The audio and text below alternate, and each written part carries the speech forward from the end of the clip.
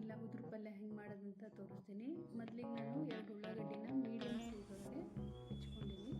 ಇದಕ್ಕೆ ಸ್ವಲ್ಪ ರವೆ, ರುಚಿಗೆ ತಕ್ಕಷ್ಟು ಉಪ್ಪು, ಸಾಸಿವೆ, ಆಮೇಲೆ ಕಡಲೆ ಹಿಟ್ಟು, ಜೀರಿಗೆ, ಖಾರ ಪುಡಿ, ಆಮೇಲೆ ಎಣ್ಣೆ. ಬರ್ರಿ ಇದು ಹೆಂಗೆ ಮಾಡೋದಂತ ನೋಡೋಣ.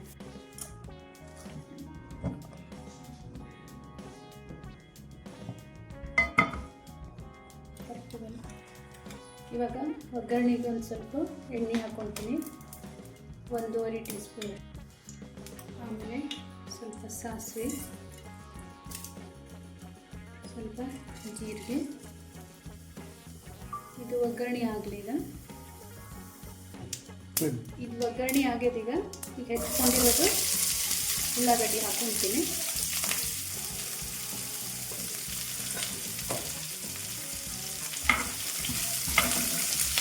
ಒಂದ್ಸರಿ ಮಿಕ್ಸ್ ಮಾಡಿಕೊಂಡು ಒಂದು ಸ್ವಲ್ಪ ನೀರು ಹಾಕ್ತೀನಿ. ನೀರು ಹಾಕಿ ಬೇಯಲಿಕ್ಕೆ ಬಿಡ್ತೀನಿ.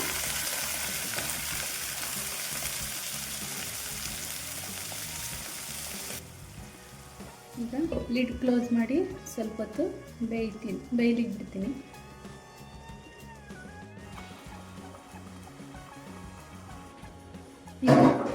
ಇದು 2ರಿಂದ 3 ಟೇಬಲ್ ಸ್ಪೂನ್ ಅಷ್ಟು ಕಡಲೆ ಹಿಟ್ಟು,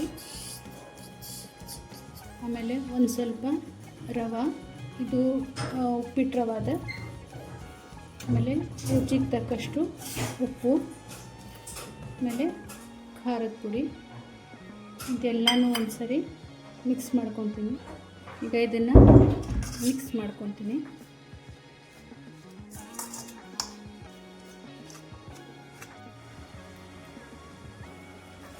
ಇವಾಗ ಇದು ಬೆಂದಿದೆ ಆಲ್ಮೋಸ್ಟು. ಆಮೇಲೆ ಇದೇನು ಪುಡಿ ಕಲಸಿಟ್ಕೊಂಡಿದ್ವಲ್ಲ ಇದನ್ನೆಲ್ಲ ಇದಕ್ಕೆ ಹಾಕ್ತೀನಿ.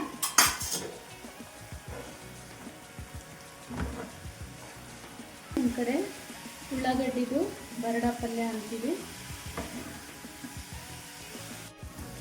ಇವಾಗಿದು 1 ನಿಮಿಷದಷ್ಟು ಮುಚ್ಚಿಡ್ತೀನಿ. ಇವಾಗಿದು ಆಗ್ಯದ. ಇದು ಚಪಾತಿಗೆ, ಅನ್ನಕ್ಕೂ ಚಲೋ ಇರ್ತದೆ ಕಾಂಬಿನೇಷನು. ಎಲ್ಲರೂ ಈ ವಿಡಿಯೋನ ಒಂದ್ಸರಿ ಟ್ರೈ ಮಾಡಿರಿ.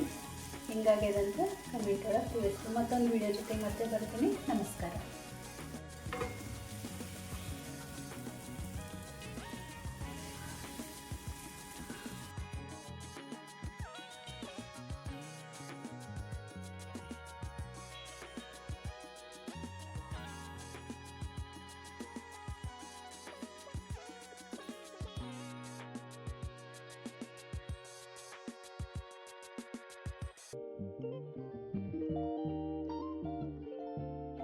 ನೋಡಿದ್ರಲ್ಲ, ಇದು ಉಳ್ಳಾಗಡ್ಡಿದು ಬರಡ ಪಲ್ಯ ಇಲ್ಲ ಉದುರು ಪಲ್ಯನೂ ಅಂತಾರೆ. ಹೆಂಗೆ ಮಾಡೋದು ಅಂತ ಮತ್ತೊಂದು ವಿಡಿಯೋ ಜೊತೆಗೆ ಮತ್ತೆ ಬರ್ತೀನಿ.